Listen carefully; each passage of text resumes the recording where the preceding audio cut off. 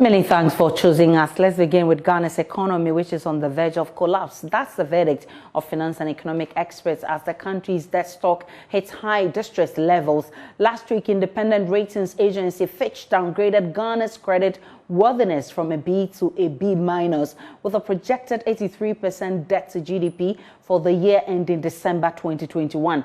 This will significantly affect the country's access to loans on the international market, even as government's local revenue mobilization campaign is threatened with the controversial e-levy yet to be approved by Parliament.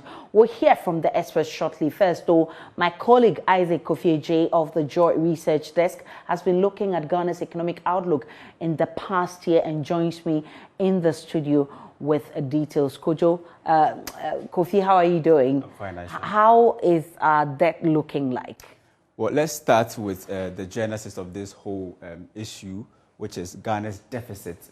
So at the moment, the country is projecting to expend an amount of 137.5 billion Ghana cedis in 2022, with a revenue projection of 100.5 billion cedis in the same period. This will leave a debt, deficit of 37 billion Ghana cedis. So the question is, how are we financing this 37 billion Ghana cedis when we've lost access to the international market? So as it stands now, the country's total debt stock is 341.8 billion, as of September ending 2021. That is the country's, debt stock as of September 2021.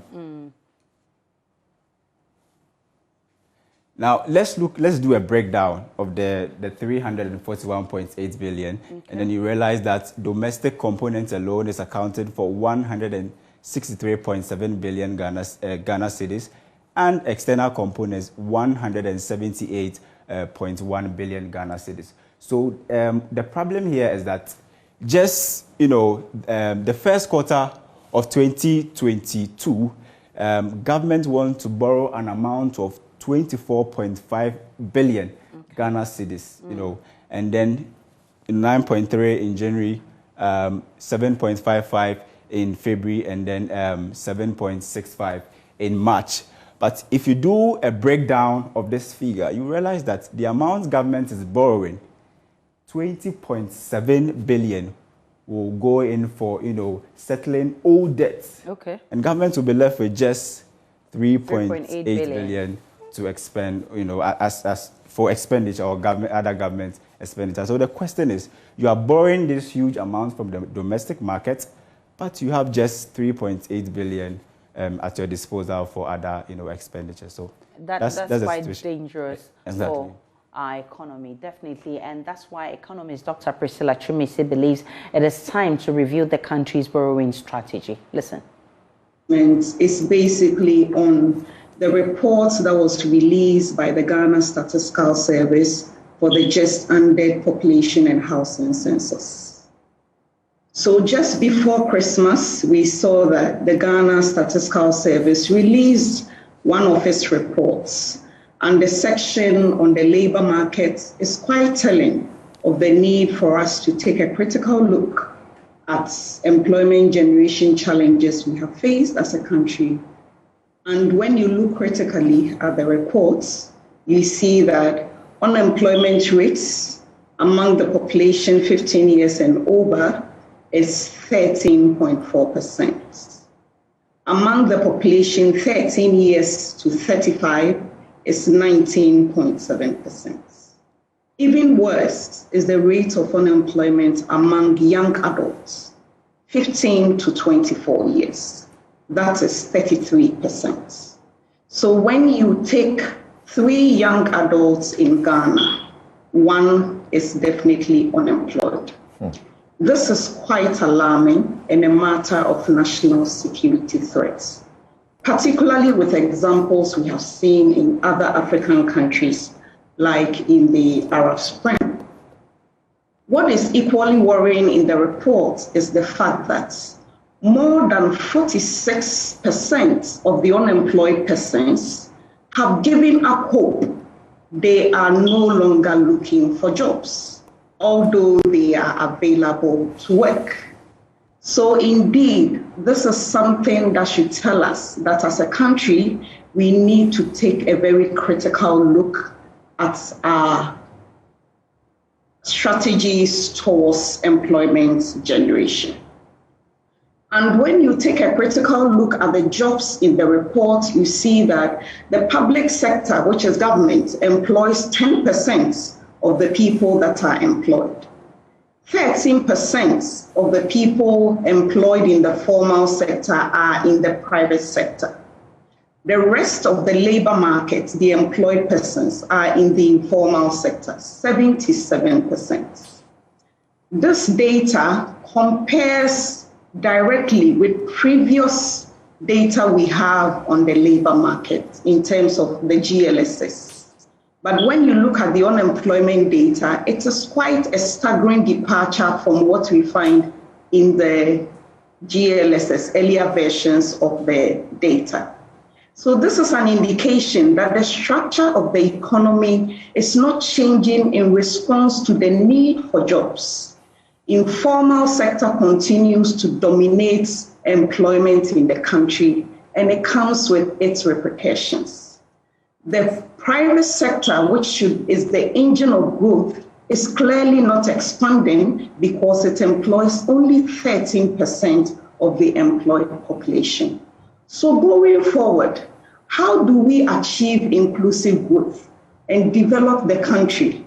A country where everybody is a beneficiary of the growth through employment generation and keep unemployment to the barest minimum.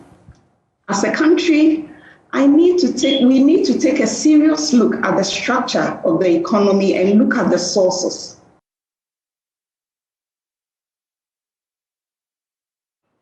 But we may need more than just a review of our borrowing strategy, as finance experts predict an impending collapse of the economy if nothing drastic is done. Professor Godfrey Bockming is a finance lecturer at the University of Ghana Business School. When you see the proportion of the debt payment relative to the size of your revenue envelope, and you look at the rising debt, and you look at the rate of economic growth and the drivers of that growth, you can reasonably predict that it's just a matter of time and the economy may collapse. What time, Prof, are we looking at here? We're probably going to run into a little bit more difficulties towards the end of September. Yeah. September this year? It's going to be difficult. It's going to be much more challenging. But of course, there are interventions available to government in terms of certain cost-cutting measures that they have to do, also to signal confidence in the economy, and then also how the revenue envelope responds to the various policies, both response to the 2022 budget, both at the policy level and administration and compliance of revenue measures. And we know that debt to GDP ratio doesn't tell us everything about your debt sustainability strength. So, and it's a bit backward. Essentially, what you are saying is that how hard would it be to pay off all your debt with 1 year's output? Because you take your public debt, scale that by GDP. But actually, there's no requirement that you should pay off all your debt with 1 year's output, because we borrow against future cash flows. Some loans have maturity of 10 years, 15 years, and the rest of them. So if you look at it strictly in terms of debt to GDP ratio, it doesn't tell you everything. And that is why in the literature, we go beyond debt to GDP ratio and look at maybe your debt service to revenue ratio. Meanwhile, Senior Vice President of Policy Think Tank Imani Africa, Bright Simon, says government has been misdiagnosing the problem and is calling on government to initiate a multi-stakeholder response to explore varied approaches in dealing with the situation. If you want to do proper design of that tax, you need sound consultations around issues such as what should be the rate, who should be actually exempted, what should be the cap, etc. All of those things need real modeling, and nobody has shown us any modeling. Nobody has shown us that if we use this and that, here will be the output. All we've been told is just simply accept it. And we are saying that combination emerges from a general tendency to diagnose the problem wrongly and then to prescribe the wrong solution. We know also from case studies elsewhere, it's about 7 countries that have experimented with this Momo tax or digital decolonization approach. And if you take Uganda, and actually Kenya has been doing this since 2013. So this is not something new or novel or innovative. We know it quite well. Uganda has been doing this for almost 3.5 years. And what has it told us? What it told us is that it does not bring a lot of money. So if we adjust for Uganda's smaller volumes, they do about 22 billion. We do about 100 billion in Momo. They have a smaller rate, 0.5%, and that was because there were protests in Kampala that forced the government to retreat. So we were thinking of 1.75%. If you adjust for those differences, you find out that Uganda did maybe $27 million last year. If we use the same factors and you extrapolate for Ghana, we may make maybe about $350 million from that tax. But as I've explained, there are trade-offs there that also tells you that the efficiency of that tax is not very high. MTN gets about 90% of all the Momo in the country, and last year it made about $260 million from the tax, from fees. Okay. So that all of those things tell you that they may not get a lot. And then if that leads to behavioral changes that formalizes the sector, it interferes with a major project that the Ghana Revenue Authority is currently undergoing, which is an attempt to tax the digital economy as a whole. And that is taxing value in the economy. So if you sell your watch on Instagram, how do we tax you? That's a much bigger problem if a lot more people are going to move into using the digital sector. Otherwise, the digital tools merely become additional instruments to deformalize the economy. Okay. To end it all, let me just simply say that what I've been trying to say is the government has been misdiagnosing the problem of revenue. Part of the reason being misdiagnosing is that too many people in the room think alike. So they have an echo chamber, too many partisan people that are completely beholden to the political party. They cannot have the same degree of robust debate you need. Well, government has been responding to these concerns, insisting the economy is so robust. It's issued a statement in the last few hours, and we'll be looking at that statement shortly. The statement, excerpts of the statement reads, these are some serious, so it says the attention of the ministry was drawn to a widely circulated Bloomberg article captioned Ghana debt moves deeper into distress as investors lose patience. There are some serious factual errors in the article which may give investors some cause for concern if not corrected. For example, it stated 81.5% as end-of-year debt to GDP ratio. This is incorrect. Our provisional nominal debt to GDP as at the end of November was 78.4%, which is the latest data available. December revenue collections are seasonally the largest for any year. It is unlikely that our financing requirements in December will result in US exceeding 80% debt to GDP by December 2021. The Bloomberg article gave wrong historical debt to GDP figures.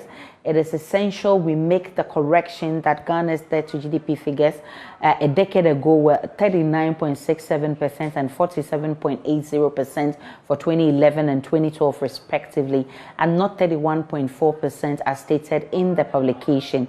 It's important also to note that for the period prior to COVID, Ghana experienced an average debt to GDP ratio of 56.4% from 2015 to 2019. The current 78.4% debt to GDP ratio as at the end of November 2021 indicates rather a reduction in the rate of debt accumulation, and that says declined by half to 18% as at November 2021 from 34% in 2020.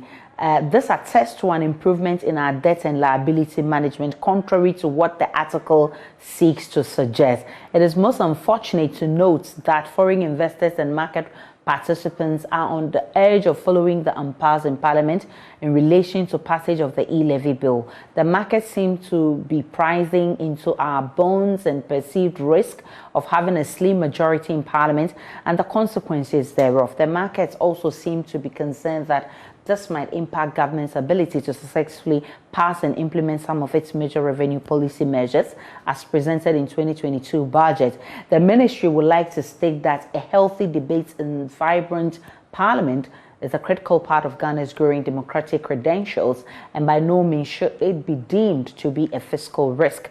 Government is confident that when Parliament resumes sitting this month, the e-levy bill, which has already been discussed and approved by the Finance Committee of Parliament, will be passed by Parliament. And the ministry also wishes to state government is on track to meet its non-oil tax revenue target of 57.05 billion for 2021. The 2022 non-oil tax target is 80.3 billion, and it moves us to a tax revenue to GDP of approximately 16%, which is still below our median revenue target of 18 to 20% of GDP.